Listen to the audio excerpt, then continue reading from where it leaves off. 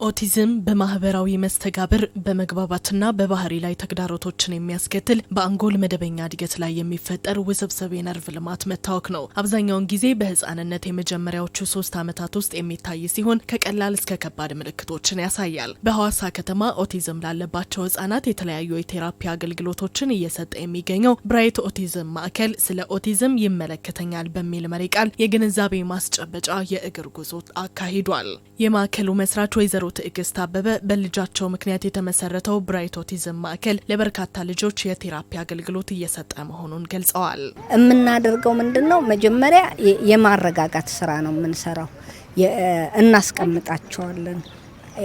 ኦቲዝም ያለባቸው ልጆች ብዙ ጊዜ ሃይፐሮች ናቸው፣ አርፈው ላይ ይቀመጡ ይችላሉና ወደ ማዕከላችን ሲመጡ በባለሙያ አሰስ እናስደርግና የጎደላቸው ነገር ላይ እንሰጣለን። በመሰረታዊነት የንግግር ቴራፒ፣ የትኩረት ቴራፒ፣ ራስን የመቻል ቴራፒ፣ የስፒች ቴራፒዎችን እንሰጣለን። በዚህ ደግሞ ውጤታማ ሆነናል።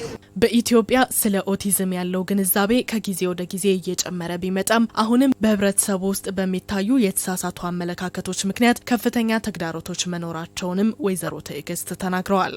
አሁንም የግንዛቤ እጥረት አለ። በእርግጥ እኔ ስራ ስጀምር የዛሬ 10 ዓመት ከነበረው ግንዛቤ ያሁኑ በአንጻራዊነት ይሻላል ሲነጻጸር፣ ግን አሁንም ይቀራል። ሰዎች እንደዚህ አይነት ልጅ ሲያዩ ከንፈራቸውን በመምጠጥ ሀዘናቸውን ይገልጻሉ። እሱም ብቻ አይደለም፣ በኃጢያትና በርግማን እንደሚመጣ ያስባሉ፣ በሽታ እንደሆነ ያስባሉ። ከዚህ የተነሳ እንዲህ አይነት ነገር ቤቱ የተከሰተም ሰው ግንዛቤው ከሌለው ሊሸማቀቅ ይችላል። ለምን? የህብረተሰቡ አመለካከት ምን እንደሆነ ስለሚያውቅ ማለት ነው። እና ግን በሽታ አይደለም፣ የርግማንና የኃጢያትም ውጤት አይደለም። ኦቲዝም በህፃንነት የመጀመሪያ 3 ዓመታት የሚለይ መሆኑን የነገሩን በብራይት ኦቲዝም ማዕከል የልዩ ፍላጎት ባለሙያ አቶ አስቻለው ፈጠነ በእነዚህ ዓመታት የሚታዩ ምልክቶችን በመለየት እገዛ እንዲያገኙ ማድረግ እንደሚገባ ገልጸዋል። የሚታዩ ደግሞ ካራክተሮች አላቸው። ለምሳሌ ፍላምፕ የማድረግ ነገር፣ እጃቸውን ፍላምፕ የሚያደርግ ነገር፣ ስቲሚንግ አላቸው፣ እንደዚህ የመወዛወዝ ነገር፣ በእግር ጣት የመሄድ ነገር፣ አንድ ነገር ላይ ረጅም ሰዓት የመመሰጥ ነገር አላቸው። ነገሮችን ሲይዙ ለረጅም ያችን የያዙትን ነገሮች ለረጅም ጊዜ ይዘው የመቆየት ነገር አላቸው። ሌላው ደግሞ አይ ኮንታክት የላቸውም፣ እንዲ ፌስ ቱ ፌስ የማየት ነገር የላቸውም። ኦቲስቲክ ልጆች በምን ይታወቃል ሲባል የመጀመሪያው ዘፈርስት 2 እና 3 ይርስ ላይ እነዚህን ምልክቶች የሚያሳዩ ከሆነ ወዲያው ወደ ኒውሮሎጂስት በሙያው ትሬንድ የሆነ ኒውሮሎጂስት ጋር በመሄድ ዲያግኖሲስ ተደርጎ ምርመራዎችን ከተደረገ በኋላ ወደኛ ማዕከል መጥተው ቴራፒውን፣ ምክንያቱም በእድሜው ልክ ካልተሰራበት አስቸጋሪ ነው የሚሆነው። ኦቲስቲክ ልጆች ለውጦች ይመጣሉ። ለውጥ የሚመጣው ግን በድግግሞሽ ነው። በብራይት ኦቲዝም ማዕከል ልጃቸው የቴራፒ ተጠቃሚ መሆኑን የነገሩን ወይዘሮ ዘላለም ታደለ ወላጆች ኦቲዝም ያለበት ልጅ ሲወልዱ አምነው መቀበልና ልጆቻቸው ላይ መስራት እንዳለባቸው ተናግረዋል። ማዕከሉ ገና 2 ዓመት ከምናምን ሆኖ እያለ ነው ወደ ማዕከሉ ይዤ የመጣሁት። እኔ የመቀበል አቅሜ ዝቅተኛ ስለነበር ነው እንጂ በጣም ብዙ ሰፖርት አድርገው ነበረ። ከዛ ተመልሼ ይዤው ሄድኩኝ። ያው ራስሽን ለማሳመን ጊዜ ይፈጅብሽ የለ።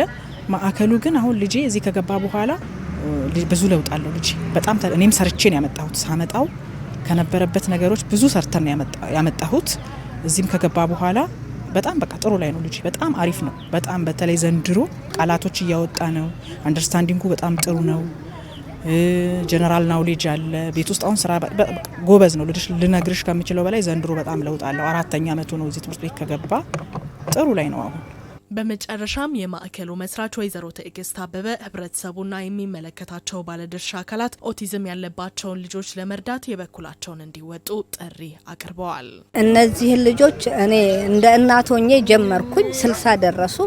300 ዌቲንግ ሊስት ላይ ዲያግኖስ የተደረጉ በትክክል ኦቲዝም እንዳለባቸው ሐኪም ያረጋገጠ ወረቀት ማስረጃ ያላቸው 300 ልጆች ዌቲንግ ሊስታችን ላይ አሉ።